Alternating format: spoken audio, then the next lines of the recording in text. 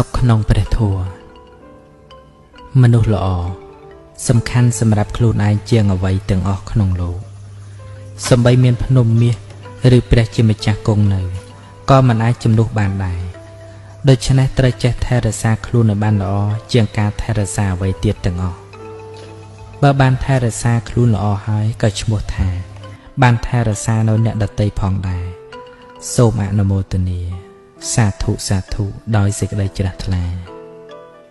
ខ្សែជីវិតមានគ្រោះថ្នាក់ណាស់អ្នកដែលត្រូវប្រយ័ត្នឲ្យមែនទែនជ្រោះវត្តអសង្សារជាជ្រោះជ្រៅជាទីបំផុតដែលសត្វកម្រនឹងឡើងរួចបានបើចិត្តយើងធំខ្ពស់និងទូលំទូលាយហើយនោះទោះជាយើងឈរនៅទីណាក៏ខ្ពស់ដែរសេចក្តីសុខរបស់ក្មេងៗគឺការលេងអ្វីៗសេចក្តីសុខរបស់មនុស្សពេញវ័យគឺការស្រើបស្រាលសេចក្តីសុខរបស់មនុស្សវ័យកណ្ដាលគឺកិត្តិយសក្នុងការងារសេចក្តីសុខរបស់មនុស្សចាស់ជរាគឺការចងចាំនិងការជួបជុំកូនចៅល្អសេចក្តីសុខរបស់អ្នកប្រព្រឹត្តធម៌គឺស្ងប់ចិត្តយល់ត្រូវនិងការលះបង់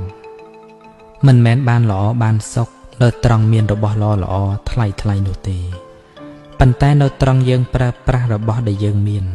ឲ្យបានល្អជាទីបំផុតទើបជារបស់ល្អពិតព្រោះនាំមកនៅប្រយោជន៍សុខ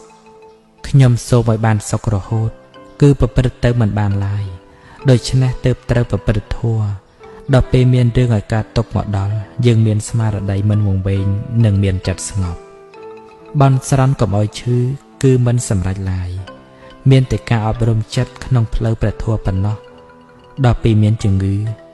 កុំឲ្យចិត្តឈឺតាមមិនសូមធ្វើជាអ្នកមានទ្រព្យសម្បត្តិស្ដុកស្ដំទេតែសូមឲ្យចេះល្មមនឹងសម្បត្តិដែលខ្លួនមានមិនអាចសូមឲ្យបានជួបប្រទះតែរឿងគាប់ចិត្តនោះទេតែអាចសូមឲ្យបាននូវការយល់ដឹងថាក្នុងលោកនេះគឺដូច្នោះឯងមិនលុះនៅក្នុងអំណាចអ្នកណាឡើយទុក្ខលំបាកប្រាប់ឲ្យយើងអត់ធន់ភារៈធ្ងន់ប្រាប់ឲ្យយើងដាក់ចុះភាពជាមនុស្សប្រាប់ឲ្យយើងធ្វើល្អសង្ខារធម៌ប្រាប់ឲ្យយើងលះអញសម្លឹងមនុស្សល្អឬអាក្រក់កូនជាទីស្រឡាញ់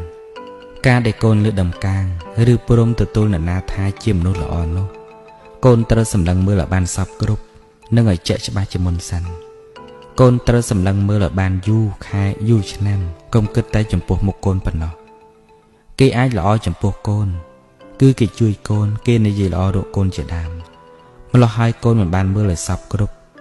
កូនក៏គិតថាគេជាមនុស្សល្អអញ្ចឹងតែតាមពិតមនុស្សដែលល្អចំពោះកូនមិនទាន់ប្រកាសថាគេជាមនុស្សល្អពិតនោះទេព្រោះគេអាចសម្លឹងអ្វីពីកូនឬកូនអាចធ្វើនៅអ្វីដែលគេត្រូវការឲ្យគេបាន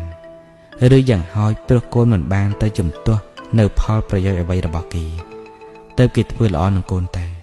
ពុំនោះសោតទេគឺព្រោះកូនជាប្តីជាប្រពន្ធឬជាបងប្អូនជាមួយនឹងគេមនុស្សដែលល្អពិតនោះគឺល្អចំពោះកូនផងល្អចំពោះអ្នកដទៃផងមានទំនងដូចគ្នាដែរដែលគេធ្វើល្អចំពោះអ្នកដទៃតែមិនបានធ្វើល្អចំពោះម្លើកូនគឺមិនមែនបានសេចក្តីថាគេជាមនុស្សមិនល្អនោះទេមនុស្សដែលមិនល្អនោះគឺត្រូវមិនល្អទាំងចំពោះកូនផងទាំងចំពោះអ្នកដទៃផងដែលម៉ែឲ្យលើកយករឿងនេះមកប្រាប់ដល់កូនក៏ដើម្បីឲ្យកូនដឹងទុកតទៅមុខនឹងមិនបានជឿគេងាយនឹងត្រូវបានគេបោកបញ្ឆោតម្យ៉ាងទៀតកូននឹងមិនបានពោលរកអ្នកដទៃណាថាគេជាមនុស្សល្អឬមិនល្អដោយងាយនោះឡើយគឺម៉ែឪមិនចង់ឲ្យកូនសម្លឹងមើលមនុស្សក្នុងផ្នែកល្អឬផ្នែកអាក្រក់ដោយចំណែកតែម្ខាងនោះឯងដើម្បីសេចក្តីសុខផ្លូវចិត្តត្រូវកុំសង្ឃឹមដូចតទៅ 1. កុំសង្ឃឹមការយកចិត្តយកថ្លើមពីអ្នកដទៃ 2. កុំសង្ឃឹមការដែលអ្នកដទៃត្រូវដឹងគុណរបស់ខ្លួន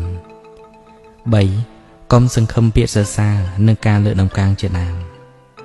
4. កុំសង្ឃឹមការដែលអ្នកនេះទៅជាយ៉ាងនោះអ្នកនោះមកជាយ៉ាងនេះសន្តានមនុស្សមិនដូចគ្នាទេគេរមែងប្រព្រឹត្តទៅតាមសន្តានរបស់គេមិនមែនតាមដែលយើងចង់បានឡើយម្យ៉ាងទៀតសត្វលោករមែងប្រព្រឹត្តទៅតាមកម្មរៀងខ្លួនត្រូវបដិបត្តិដូចតទៅ 1. កាត់បន្ថយសេចក្តីត្រូវការរបស់ខ្លួនឲ្យនៅសល់ត្រឹមតែរបស់ដែលចាំបាច់ពិតៗមនុស្សដែលមិនមានសេចក្តីត្រូវការជាអ្នកមានបានជាមនុស្សដែលមានតែរបស់ច្រើន 2. ស្វែងរកការចេះដឹងនិងសេចក្តីស្ងប់ក្នុងជីវិត 3. ស្វែងរកឱកាសសម្រាប់ធ្វើសេចក្តីល្អនិងធ្វើសេចក្តីល្អឲ្យសមល្មមនឹងឱកាសដែលមាន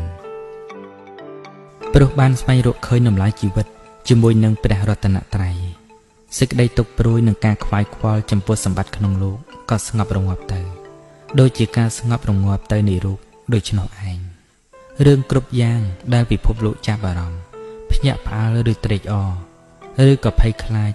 តាមពិតគ្រាន់តែជាអារម្មណ៍ផ្លូវចិត្តរៀងៗខ្លួនប៉ុណ្ណោះបើមិនប្រកាន់មโนទ្វារវិថីចិត្តថាជាអត្តាទេនោះរឿងអ្វីក៏ដោះស្រាយបានដែរទុកមិត្តឲ្យនៅជិតខ្លួនទុកសត្រូវឲ្យនៅឆ្ងាយពីកិលេសនិវរណៈគឺជាបាតនៃវិបស្សនាសទ្ធាសតិគឺជាធម៌មិត្តជិតខ្លួនធម្មចារីសុខੰសេតិអ្នកប្រព្រឹត្តសុចរិតធម៌រមែងដេកនៅជាសុខសេចក្តីទុកផ្សេងជំងឺរោគាការព្រាត់ប្រាសអកុសលវិបាកក្នុងលោកគេចាត់ទុកជាសត្រូវប៉ុន្តែបើយើងស្ដាប់ព្រះធម៌បាននៅយោនិសោវិជ្ជនេធម្មੰពិចារណាបរមត្តធម៌ដោយយោនិសោសេចក្តីទុកទាំងនោះគឺមកជាមិត្តក្នុងរូបភាពជាសត្រូវឲ្យយើងមានសតិមានភាពឃ្លាវខ្លាក្នុងការប្រព្រឹត្តព្រហ្មចរិយធម៌ឃើញសេចក្តីពិតក្នុងជីវិតអ្វីដែលយើងមិនបានធ្វើមកទេគឺយើងមិនបាច់ទទួលឡើយមត្តញ្ញូអ្នកដឹងប្រមាណអ្នកចេះល្មមមិនមានសម្បត្តិអ្វីក្នុងលោកដែលធ្វើឲ្យមនុស្សមិនចេះល្មមបានឆ្អែតគ្រប់គ្រាន់នោះឡើយដូច្នេះហើយមនុស្សយើងត្រូវចេះប្រយ័ត្នប្រយែងចំពោះរាគៈខ្លួនឯងដែលធ្វើឲ្យវិនាសបាត់បង់នៅសេចក្តីសុខឬថាត្រូវចេះថែរក្សានៅសេចក្តីល្អរបស់ខ្លួនឲ្យគង់វង្សកុំឲ្យចាញ់បោករាគៈបោកបានតែអ្នកដែលងងឹតភ្នែកប៉ុណ្ណោះគឺមើលមិនដឹងខណ្ឌ5តាមពិតហើយក៏ប្រកាន់ជាទូអត្តាកំបិតក៏អត់មុតមិនមានអ្នកណាចង់ប្រាឡើយមនុស្សអត់ទឹកចិត្តជីវិតខ្វះញាតិខ្វះសុខថែមទៀតបើឃ្លាតចាក់មិត្តប្រកាន់ចាប់ថ្នាក់គ្មានអ្នកចង់ចិត្តកំបិតច្រេះពិតគេគិតបោះចោលទោះបីមានអ្វីល្អអួតក៏កុំទៅអួតឲ្យអស់ល្អទោះជាអួតទៅក៏គេមិនត្រេកអរ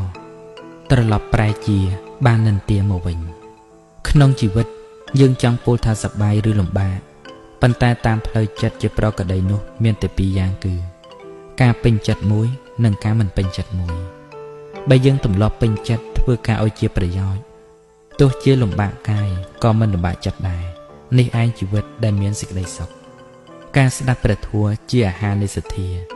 មានសទ្ធាខ្លាំងរឹតតែមានកុសលឆន្ទៈពេញចិត្តខ្លាំងក៏ជាសុខខ្លាំងដែរ